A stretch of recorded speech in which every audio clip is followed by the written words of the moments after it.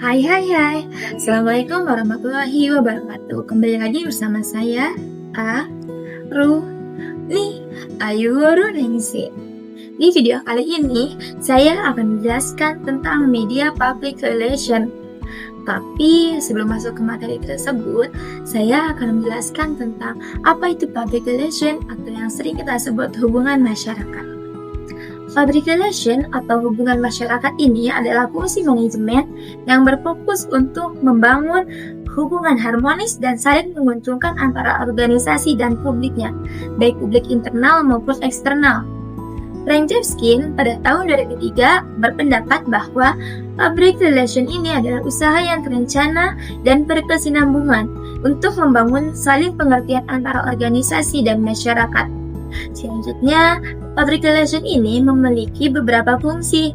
Yang pertama, fungsi komunikatif, yaitu public relation adalah penghubung dua arah antara organisasi dan publiknya. Artinya, public relation ini tidak hanya menyampaikan informasi, tetapi juga menerima masukan, kritik, ataupun aspirasi dari masyarakat. Fungsi yang kedua yaitu fungsi manajerial, yaitu public relation ikut serta dalam pengambilan keputusan strategis, terutama yang menyangkut citra dan kebijakan komunikasi dalam organisasi. Yang ketiga ini ada fungsi persuasif. Public relation berperan mempengaruhi opini publik melalui pesan yang positif, informatif, dan juga meyakinkan. Dan yang terakhir adalah fungsi representatif. Public relation adalah wajah organisasi di hadapan publik dan media, baik dalam kegiatan sosial, acara publik maupun wawancara. Jadi, public relation ini gak hanya sekedar menyebarkan berita, tetapi juga mengelola persepsi atau reputasi organisasi agar publik merasa percaya dan mendukung.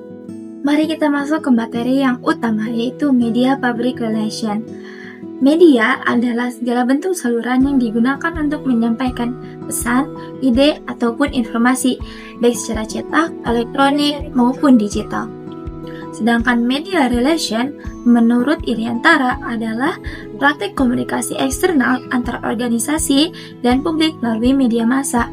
Jadi, media public relation adalah strategi dari public relation sendiri untuk menjalin hubungan profesional dengan media massa, baik televisi, radio, surat kabar, majalah, dan portal berita online, agar organisasi mendapatkan publisitas positif dan kepercayaan dari publik. Selanjutnya, fungsi media public relation ini apa ya? Selain untuk publikasi berita, media relation ini berfungsi untuk meningkatkan visibilitas organisasi di mata masyarakat, membangun citra positif dan kredibilitas, menyampaikan informasi yang akurat kepada publik melalui media, mengelola krisis komunikasi saat muncul isu yang negatif, dan menjalin kerjasama jangka panjang dengan wartawan dan lembaga media. Dengan kata lain, media relation membantu organisasi berkomunikasi secara efektif dengan dunia luar melalui saluran media massa itu sendiri. Selanjutnya, ada beberapa prinsip penting yang harus diperhatikan untuk menjalin hubungan yang baik antara public relation dengan media. Yang pertama, media ini bekerjanya kan menggunakan jadwal yang ketat. Jadi, public relation harus cepat merespon permintaan informasi. Selanjutnya, jangan pernah menipu media. Kredibilitas ini sangat penting seperti kejujuran dan keterbukaan. Yang ketiga, bangun hubungan personal. Hubungan yang baik dengan wartawan membuat komunikasi ini menjadi lebih mudah dan saling mempercayai. Selanjutnya, sediakan informasi yang akurat dan layak diberitakan. Wartawan ini lebih tertarik pada data yang faktual dan berita yang punya nilai publik. Dan yang terakhir, jaga profesionalitas. Hindari mempengaruhi media dengan cara yang tidak etis seperti amplop dan tekanan. Masuk ke materi yang terpenting, yaitu media public relation. Media public relation ini terbagi menjadi dua, yaitu ada media formal, ada yang media informal. Contoh dari media formal yaitu ada press release atau siaran pers. Siaran pers ini adalah dokumen resmi berisi berita yang dikirim ke media. Tujuannya agar media ini mempublikasikan informasi dari organisasi tersebut. Yang kedua ada press conference atau konferensi pers, yaitu pertemuan resmi antara jurnalis dan narasumber public relation untuk menjawab pertanyaan secara langsung. Yang ketiga ada media briefing atau media visit, yaitu pertemuan khusus untuk memberikan penjelasan lebih detail tentang program atau isu. Selanjutnya ada media informal. Contohnya seperti media gathering atau pertemuan santai dengan wartawan untuk mempererat hubungan. Yang kedua ini ada coffee morning, yaitu diskusi ringan untuk membahas isu-isu yang sedang terkini. Selanjutnya ada personal contact, yaitu membangun hubungan pribadi dengan wartawan agar lebih akrab dan terbuka. Nah, media informal ini seringkali lebih efektif dalam membangun kepercayaan dibanding dengan formal. Agar kegiatan public relation dengan media berjalan dengan baik, ada beberapa strategi yang harus diperhatikan, yaitu pahami karakter media, karena setiap media ini punya gaya dan kebutuhannya yang berbeda, seperti berita ekonomi, hiburan, atau politik. Selanjutnya, tulis informasi yang layak diberitakan. Gunakan gaya jurnalis, yaitu singkat, jelas, menarik, dan faktual. Selanjutnya, bangun reputasi sebagai sumber informasi yang terpercaya. Jika public relation dikenal jujur dan cepat, wartawan ini akan lebih sering menghubungi organisasi tersebut. Jadi harus jadi public relation yang jujur dan cepat ya guys. Selanjutnya, ada gunakan berbagai saluran media, termasuk media digital, website, media sosial, dan juga podcast, dan yang lainnya. Karena media itu banyak sekali. Dan yang terakhir ada konsistensi pesan. Semua publikasi harus memiliki pesan yang sejalan dengan nilai organisasi. Di era digital ini, perkembangan teknologi udah mengubah cara kerja public relation dan media. Sekarang hubungan media ini gak hanya mencakup media tradisional, tetapi juga media online dan sosial.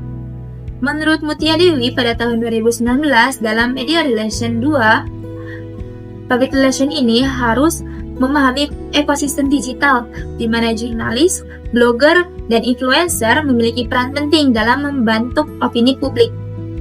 Perubahan ini menuntut public relation untuk aktif di media sosial, siaga 24 jam dalam menangani isu publik, memonitor reputasi digital organisasi secara real time, serta menjalin hubungan tidak hanya dengan wartawan, tapi juga dengan content creator dan juga digital influencer. Media relation ini punya beberapa kelebihan nih, yaitu untuk meningkatkan kredibilitas, karena pesan yang disampaikan lewat media ini sering dianggap lebih objektif. Yang kedua, biayanya yang lebih terjangkau dibandingkan dengan iklan yang berbayar. Yang ketiga ini jangkauannya lebih luas, media mampu menjangkau audiensi secara masif. Yang keempat, membangun hubungan jangka panjang dengan media dan publik. Yang terakhir ini, media mampu mengelola krisis dengan baik karena public relation bisa segera menyampaikan klarifikasi atau informasi penyeimbang lewat media. Tapi, di setiap kelebihan pasti ada kekurangannya, yaitu yang pertama, kurangnya kontrol langsung atas pesan. Jika pesan sudah diberitakan, maka organisasi tidak bisa sepenuhnya mengatur isi dan nada pesan. Yang kedua, ada sulit dan mengukur hasil secara akurat. Efektivitasnya tergantung bagaimana media menulis dan menyebarkan berita tersebut. Yang ketiga, ada ketergantungan pada media. Tanpa hubungan yang baik dengan wartawan, pesan bisa tertunda atau bahkan tidak dimuat sama sekali.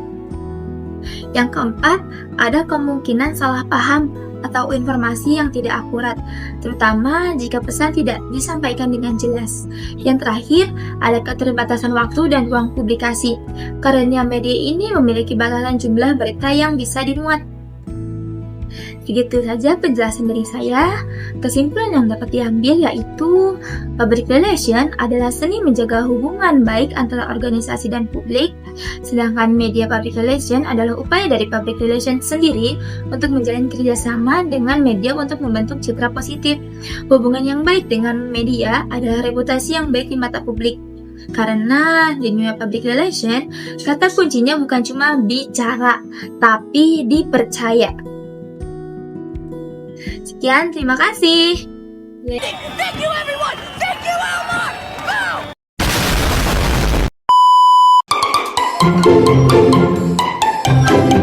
Go!